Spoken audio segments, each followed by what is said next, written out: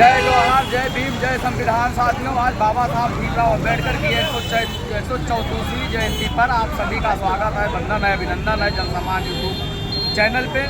साथियों की जैसा कि विदित है कि बाबा साहब भीमराव अम्बेडकर की जयंती देश के कोने कोने में सभी स्थलों पर गली कूचों से लेकर के मुख्य मार्गों तक, सभी सरकारी कार्यालयों तक, सभी विद्यालयों में बड़े ही धूमधाम से मनाया जा रहा है। साथियों, इसी क्रम में आज हम उपस्थित हैं गोंडा की धरती पर बाबा साहब भीमराव अम्बेडकर के चौराहे पर। यहाँ पर साथियों भारी संख्या में हुजूम लगा हुआ है, सुबह से ही तांता लगा हुआ है फूलमाला चढ़ाने के लिए बाबा साहब को। आज बाबा साहब के अनुयायी यहाँ पर इकट्ठा हुए हैं, संवैधानिक दायरे में रहते हुए आज उत्सव की तरह मना रहे हैं कार्यक्रम। साथियों, आज हम बाबा साहब भीमराव अम्बेडकर ने किन परिस्थितियों में अपनी पढ़ाई लिखाई करी, इसकी चर्चा हम नहीं करेंगे। छत्रपति साहू जी महाराज ने उनको किस तरीके से उच्च शिक्षा में योगदान दिया और बाबा साहब भीमराव अम्बेडकर को बाबा साहब भीमराव अम्बेडकर बनाया, आज हम उसकी भी बात नहीं करेंगे। बाबा साहब भीमराव अम्बेडकर ने एक बड़े अर्थशास्त्री थे। उन्होंने 1 अप्रैल 1935 को उन्हीं के थे प्रयासों से आरबीआई की स्थापना हुई। आदि आबादी महिलाओं को हक और हुकूक दिलवाने के लिए उन्होंने संविधान के द्वारा नियम कानून बना करके उनको हक और हुकूक दिलवाया। आज उसकी भी बात विस्तार से नहीं करना है। साथियों, मजदूरों को 12 घंटे 14 घंटे बेगार प्रथा करवाया जाता था, उनको पारिश्रमिक नहीं दिया जाता था। 8 घंटा लेबर ला करके उनको 8 घंटा काम करने के लिए, उनको बीमा दिलवाने के लिए, उनके तमाम सुख और सुविधाओं की व्यवस्था बाबा साहब अम्बेडकर ने संविधान के माध्यम से किया। आज चर्चा विस्तार से उसकी भी नहीं होनी है। दलित, शोषित, वंचित, दबे कुचले वर्ग को समान हक और हुकूक दिलवाने के लिए उन्होंने कितना प्रयास किया, उसकी भी चर्चा विस्तार से नहीं होगी। आज चर्चा विस्तार से इसलिए नहीं होगी कि आप सब लोगों ने विभिन्न माध्यमों से, सोशल मीडिया के जरिए, तमाम किताबों के माध्यम से, तमाम विचारकों के माध्यम से आप लोगों ने उनके विचारों को पढ़ा है, जाना है और समझा है। आज सिर्फ और सिर्फ हम बात ये करना चाहते हैं कि राजनैतिक और सामाजिक ऐसी कौन सी मजबूरी आन पड़ी है कि जो गोवलकर और गोडसे के विचारधारा के लोग थे, आज जो भी बाबा साहब भीमराव अम्बेडकर की जयंती मनाने के लिए विवश हैं। साथियों, हमको और आपको आज जो मौजूदा परिदृश्य है इस पर चर्चा करना है। आज देश और समाज कैसे आगे बढ़े।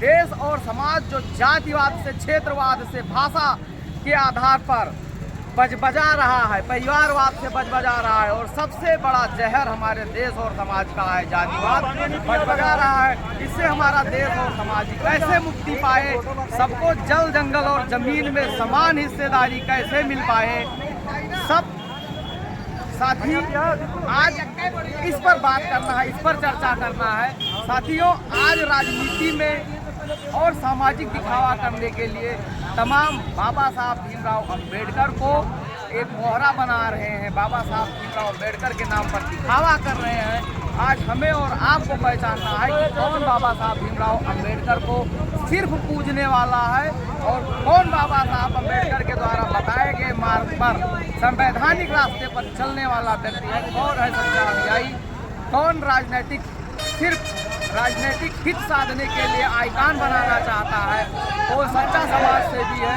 इन तमाम मुद्दों पर आज हमें और आपको सोचने की ज़रूरत है, हमें और आपको जानने की ज़रूरत है। जिस तरीके से तथागत बुद्ध ने कहा था कि हमको पूजिएगा मत, जो हमारे द्वारा बताए गए मार्ग हैं उनको जानिएगा तब मानिएगा, ठीक इसी तरीके से बाबा साहब भीमराव अम्बेडकर ने भी कहा है कि जो संवैधानिक दायरे बनाए गए हैं, जो नियम कानून बनाए गए, उनको पढ़िए। काल परिस्थितियों के अनुसार उसमें परिवर्तन हो सकता है, लेकिन संविधान के इतर जाने की ज़रूरत नहीं है। आज पूजने से ज़्यादा उनके द्वारा बताए गए मार्गों पर जाने की ज़रूरत है। हमें ऐसे समाज की स्थापना करने के लिए कटिबद्ध होना है, ऐसे समाज की स्थापना करना है जो भय, भूख और भ्रष्टाचार से मुक्त हो, जो आपके रोटी, कपड़ा और मकान की बात करे, जो आपके शिक्षा की बात करे, जो आपके चिकित्सा की बात करे, जो आपके रोजगार की बात करे, ऐसे सरकारों की स्थापना की ज़रूरत है। साथियों, जो भय, भूख और भ्रष्टाचार का भय दिखा करके, जो धर्मांधता में आपको ढकेल करके राजनीतिक हित साध रहे हैं, उनसे सावधान होना है। अब जो भाई हमारे सामने हैं वो कुछ सवाल करना चाहते हैं हमसे हैं, और मैं अपने सविवेक से कुछ जवाब दूंगा। जी जी, तो मेरा एक प्रश्न है जो मन में बार बार उठ रहा है कि कुछ समय पहले ऐसा देखा जाता था कि जो बाबा साहब को मानना तो छोड़िए, उनके समाज के लोगों को भी देखना पसंद नहीं करते थे।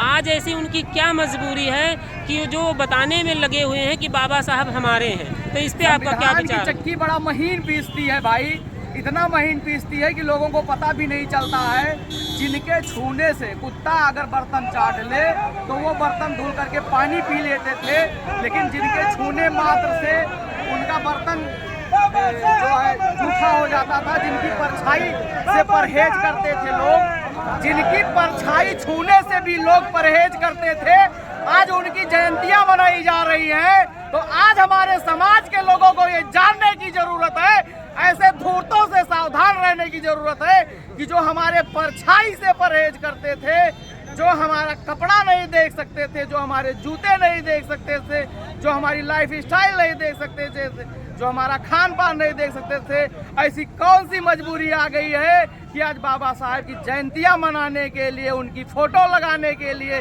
नंगे पांव दौड़े आ रहे हैं। जो भी आज भेड़िए की खाल, भेड़िए शेर की खाल पहन के आपके सामने आ रहे हैं, उनको पहचानिए, और जो बाबा साहब के सच्चे अनुयायी हैं उनको पहचानिए। आज आपको बाबा साहब के विचारों को प्रचारित और प्रसारित करने की जरूरत है, दिखावे में नहीं उलझना है, उनको पूजने की नहीं जरूरत है।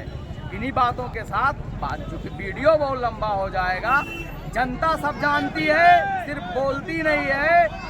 और जनता से सिर्फ आखिरी बात मैं यही कहना चाहता हूँ, मैं तो सरकारी कर्मचारी हूँ, मैं कोई राजनीतिक बात नहीं करना चाहता हूँ, लेकिन पहले बाबा साहब भीमराव अंबेडकर के द्वारा बनाए गए संविधान लागू होने से पहले जो राजा और रानी और राजकुमार पैदा होते थे, वो रानी के गर्भ से पैदा होते थे। आज आपका राजा, आपका शासक, आपके देश और समाज का नीति नियंता आपके वोट की चोट से पैदा होता है, किसी रानी के पेट से नहीं पैदा होता।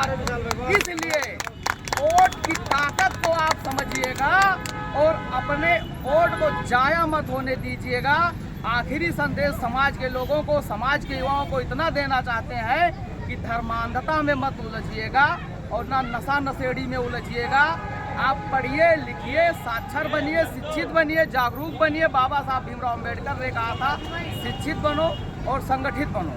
तो शिक्षित बनना है, संगठित बनना है, आपस में नहीं उलझना है, अपने दुश्मन को पहचानना है। और आज का संविधान है, वही हमारा धर्म है, वही हमारा भगवान है। तो अपने भगवान को और अपने धर्म को पहचानिए। राष्ट्र धर्म सर्वोपरि है और राष्ट्र चलेगा संविधान से। तो संविधान की ताकत को, संविधान में चाहे वो कितना बड़ा भी अरबपति पूंजीपति हो और चाहे जितना भी गरीब हो, चाहे जिस जाति का हो, चाहे जिस समाज का हो, एक वोट की कीमत बाबा साहब ने समान कर दिया है। तो आखिरी में यही कहना चाहते हैं कि अपनी वोट की ताकत को पहचानिएगा। जब भी मौका मिले तो वोट की चोट ऐसा दीजिए कि जो भी सामंतवादी विचारधारा के लोग हैं, जो हमें गलत रास्ते पे ले जा रहे हैं, जो आपके शिक्षा, चिकित्सा और रोजगार की बात नहीं कर रहे हैं, जो आपको समान हक, हुकूक और अधिकार की बात नहीं करते हैं, उनको बाइकाट करना है। सरकारी कर्मचारियों से कहना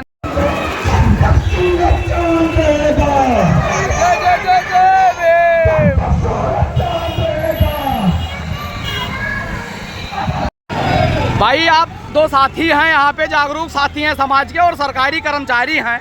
आप लोगों से ये हम पूछना चाहते हैं कि ऐसी क्या मजबूरी है जो गोडसे और गोवलकर के रास्ते पे चलने वाले लोग भी आज बाबा साहब भीमराव अंबेडकर की जयंतियां मना रहे हैं और मजबूरन जय जय कर रहे हैं। इसके बारे में दो बात मैं यही कहना चाहता हूँ कि ये संविधान की ताकत है। एक समय ऐसा था कि जब लोग बाबा साहब के विचारों को तो छोड़िए, उनको उनकी तस्वीर भी लगाना पसंद नहीं करते थे, लेकिन आज ऐसी मजबूरी आ गई है, ऐसी जागरूकता आ गई है कि लोग मजबूर हो गए हैं। और चित्र पे देखिए, उनकी जो उनकी प्रतिमा बनी है उस पर माल्यार्पण कर रहे हैं और जय भीम और जय अंबेडकर का नारा लगा रहे हैं। तो ये कहीं ना कहीं ये समाज की जागरूकता है और बाबा साहब के विचार की ताकत है और संविधान की ताकत है, जो उनके समुदाय के लोगों को देखना और सुनना पसंद नहीं करते थे, आज उनके बीच में बैठना पसंद करते हैं। तो ये कहीं ना कहीं ये संविधान की ताकत है और जागरूकता की ताकत है। जिसकी आपकी बात हम बीच में काट रहे हैं और जागरूक समाज से इतना कहना चाहते हैं कि चोर चोरी तो छोड़ता है लेकिन हेरा फेरी नहीं छोड़ता साथियों।